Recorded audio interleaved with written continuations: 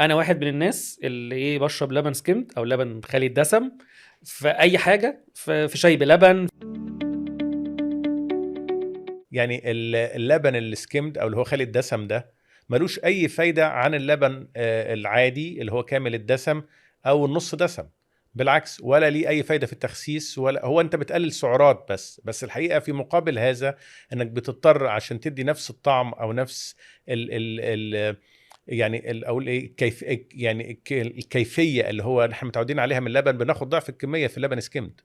بمعنى ان انا لو معلقه احطها على الشاي او شويه صغيرين احطهم على الشاي من لبن كامل الدسم، بضطر اضعفهم لو انا حطيت منزوع الدسم.